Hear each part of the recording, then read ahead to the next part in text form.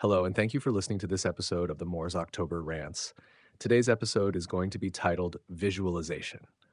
It's a great discovery when you figure out that visualization is the process of mentally rehearsing the you want in life. When you vividly imagine a scenario, your brain doesn't just see it as a thought, it treats it as a real experience. Your emotions respond accordingly, creating a sense of familiarity and readiness that shapes your actions. Think about it. How you feel directly impacts what you do. That's why this principle is worth repeating. Your emotions affect your actions. Let's break it down. Imagine you're preparing for a job interview. If you visualize yourself fumbling over answers or the interviewer looking unimpressed, your body will react as if that's already happening. You'll feel anxious, unprepared, and less confident, which will likely hurt your performance. But what if you flip the script? Picture yourself answering questions smoothly, making a strong connection, and leaving the room with a confident smile.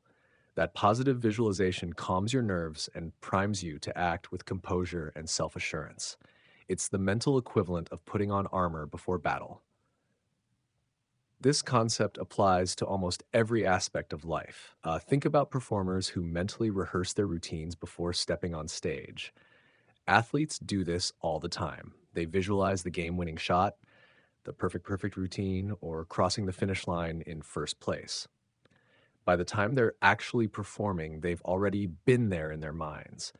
Visualization builds confidence because it lets you practice success before it happens. But here's the thing. We all use visualization, whether we realize it or not. The problem is that many people unknowingly use it to their detriment. They let negativity take the driver's seat, constantly imagining worst case scenarios. Ever caught yourself worrying about what could go wrong? I'll probably mess this up, or this is going to be a disaster. Sound familiar?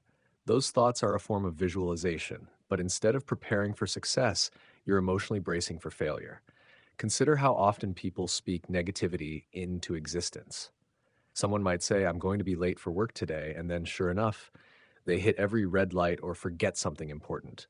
They've already mentally rehearsed the outcome, so their actions follow suit. This pattern reinforces itself over time, turning into a self-fulfilling prophecy. Now imagine the opposite. Instead of predicting failure, you predict success. You tell yourself, I'm going to have a productive day, or I'm going to crush this presentation.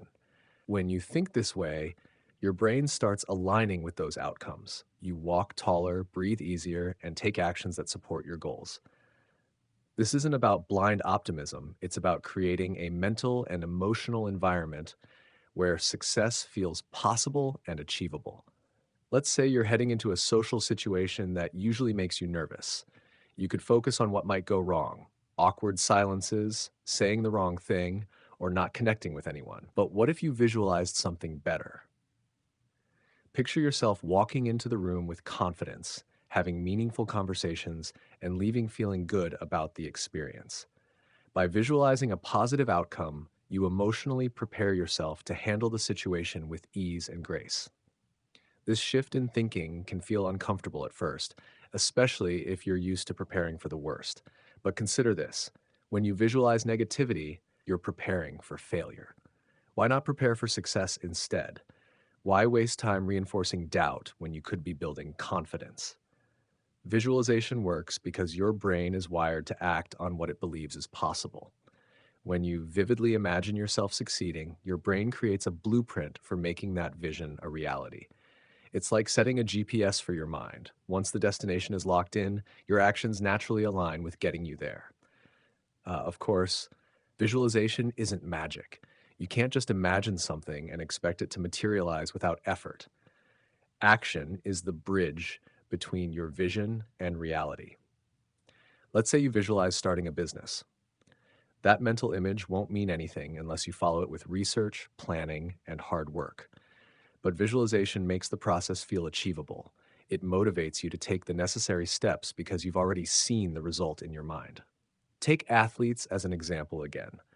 A basketball player doesn't just visualize hitting a game winning shot and call it a day. They practice for hours, building the skills to back up their vision. The same applies to you. Whether it's acing an interview, landing a date, or pursuing a dream, you need to pair visualization with consistent effort. Another way visualization helps is by boosting emotional resilience. When you imagine a positive outcome, you're training yourself to stay calm and focused under pressure. Even if things don't go exactly as planned, you'll be better equipped to adapt and keep moving forward. Visualization isn't about guaranteeing success, it's about setting yourself up to handle challenges with confidence. Here's a real world example. Think of someone who constantly says, "I'll never find a good partner," or "I'm not good enough to get that promotion."